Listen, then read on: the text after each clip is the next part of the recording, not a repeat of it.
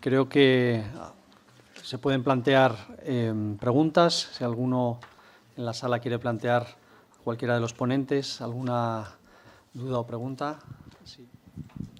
Ahora, de nuevo, dentro de este cambio de paradigma, se está produciendo una vorágine normativa que viene en su gran medida de la propia Unión Europea, ya sea en forma de directiva, de reglamento, pero es verdad que ahora mismo tenemos todo el tema de la directiva de diligencia debida, de la propuesta del reglamento el reglamento de divulgación por otro lado, el reglamento de índices climáticos, sin entrar todavía en temas de taxonomía y tal, porque aquello ya nos podemos terminar de volver locos.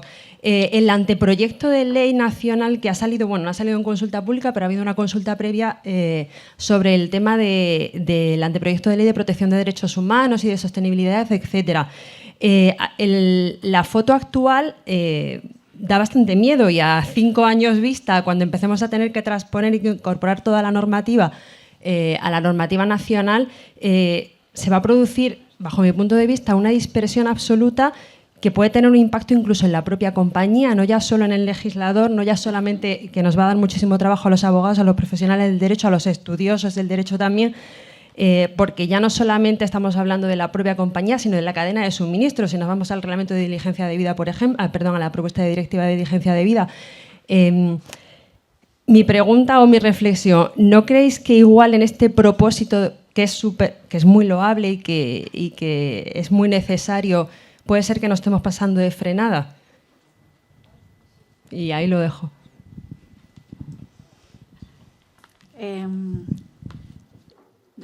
Estoy muy de acuerdo en que la complejidad normativa está adquiriendo tal calibre que es difícil de seguir, difícil de monitorizar lo que viene, difícil entender que te aplica y difícil entender lo que te aplica. O sea, me voy a todos los planos.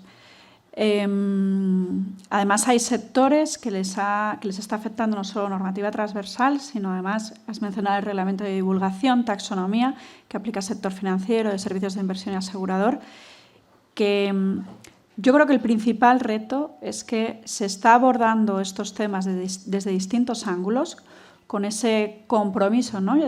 O con ese objetivo de llegar al cumplimiento con los objetivos de net cero y de compromisos las obligaciones de desarrollo o los compromisos de desarrollo sostenible del Pacto Mundial desde distintos puntos de vista y el principal reto, en mi opinión, es que la información por ahora no es fiable y no es comparable.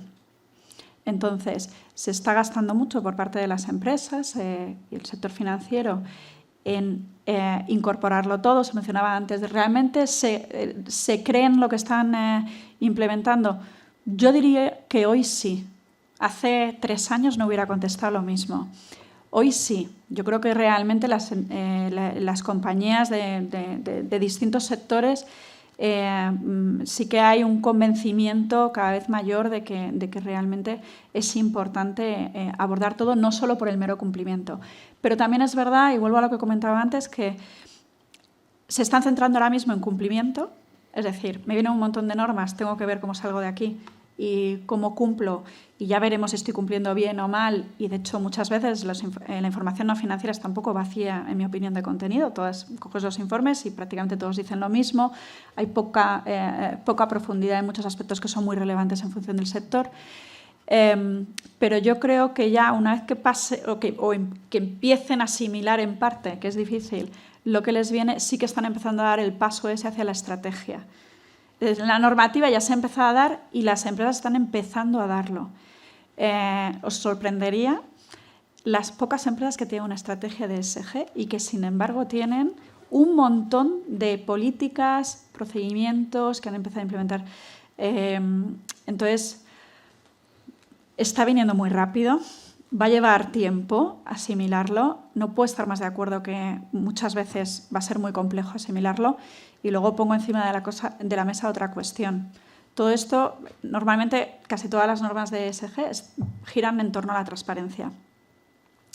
Y aquí va a levantar riesgos legales importantes. Lo que decía no solo por la implementación de la norma, que también, sino por el riesgo procesal o de litigios por temas de greenwashing. Claro, y al final puedo tener toda mi buena intención en implementar algo, pero la norma no es nada clara, no lo sé interpretar bien. A lo mejor, por poneros el ejemplo, con el reglamento de divulgación, financiera, que lo que exige es que las empresas de servicios de inversión califiquen las inversiones. Pues yo, con los criterios actuales, con toda muy buena intención, como empresa de servicios de inversión, puedo calificar un producto como sostenible y que luego me llegue el regulador y me diga, no, esto no es sostenible. Y entonces me lleguen las asociaciones de consumidores y me denuncien. Y tenga un lío, es que deriva también en riesgos legales. Entonces, indudablemente, yo creo que todavía están haciendo la regulación, está empezando realmente a madurar y vamos a tener muchos retos. Yo, si me permites, coincido plenamente con lo que comentas, Pilar, y con tu reflexión. Yo además trabajo en una empresa y efectivamente el cúmulo de regulación que se nos viene encima pues es ingente.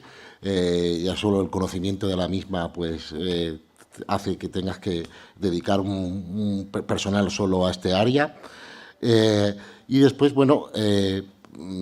creo que la hiperregulación no se va a poder parar. Lo que sí sería deseable es que estuviese en los menores textos legales posibles, es decir, que como en algunos ordenamientos de nuestro entorno, que es que se aprueba una norma hay que derogar 3, pues me parece muy bien que se traten de concentrar las disposiciones en 1 o 2 textos normativos para su más fácil consulta. Y después, pues, personalmente, no se entiende, por ejemplo, al menos es mi opinión, cómo en España, pues lo que hacías referencia, en el mes de marzo se ha sacado a consulta pública un anteproyecto de ley de protección de derechos humanos y de la sostenibilidad y de agencia de vida, cuando un mes antes se ha sacado la propuesta de directiva sobre la misma materia. Como ha dicho la Cámara de Comercio en los comentarios, señor legislador español, espérese a que salga la propuesta de directiva y después transpóngala, pero no ponga usted el caballo por delante. Hay otras preguntas, una allí, otra al final y ahí en medio de la sala. Gracias. No, yo únicamente animar a Sebastián a que nos cuente lo que anticipó en su exposición, ¿no? ¿Qué viene en materia de criterios y métricas ESG en la remuneración ejecutiva? Solo me quiero referir muy brevemente, porque ya estamos pasados de hora de largo, a la propuesta de directiva sobre diligencia de vida de las empresas en materia de sostenibilidad y derechos humanos, que, como digo, pues se ha publicado el pasado 23 de febrero de este año y se prevé. Hay un capítulo dedicado a las obligaciones de lucha contra el cambio climático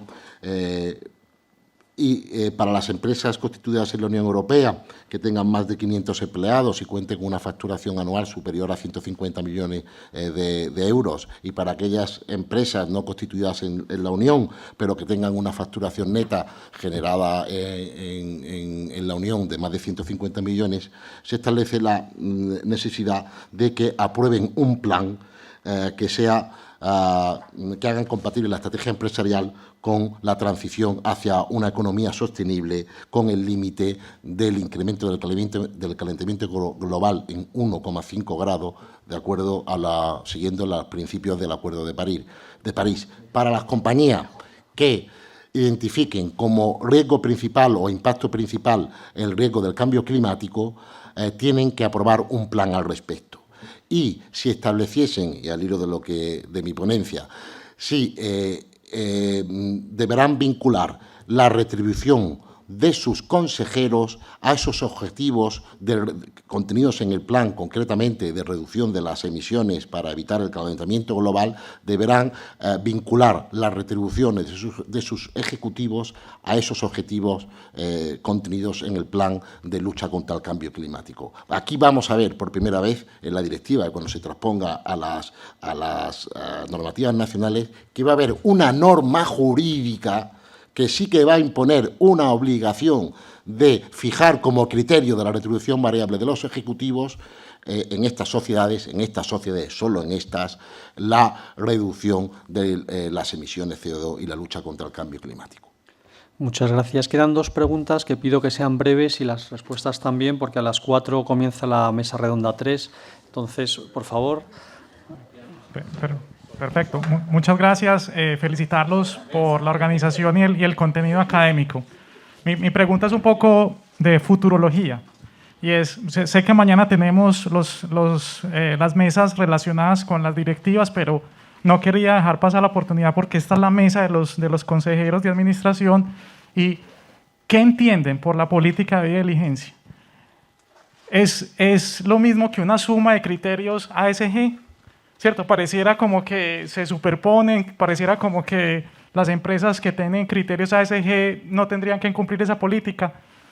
La segunda pregunta sería que, un poquito contrapunteando la idea, yo lo que pienso es que estamos haciendo mal el acercar el compliance al tema de sostenibilidad. ¿En qué sentido? Que para mí debería existir más compliance en sostenibilidad, ¿cierto? Y es porque creo que el simplemente cumplimiento normativo nos lleva al checkbox, ¿cierto? Se cumple, pero no se está aplicando esa metodología que tiene todo el compliance.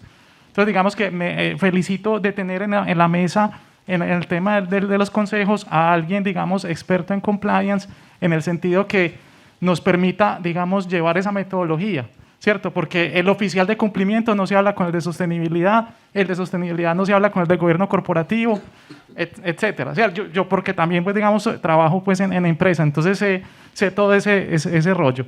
Y finalmente, el tema de la administración, de la responsabilidad de los administradores.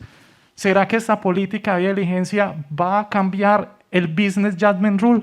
O sea, la regla de discrecionalidad. Porque es que yo ya no tengo que justificar con mi negocio, sino también con los impactos a terceros. Muchas gracias.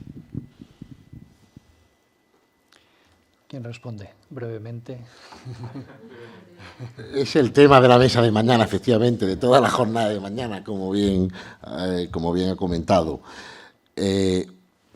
Realmente, en la Directiva de Sostenibilidad, a mí lo que más me llama la atención como obligación que se va a imponer al grupo de empresas a las que se dirige, que no son todas, son las que tienen pues, más de 500 trabajadores y ese volumen de facturación de 150 millones, para las creadas en la Unión.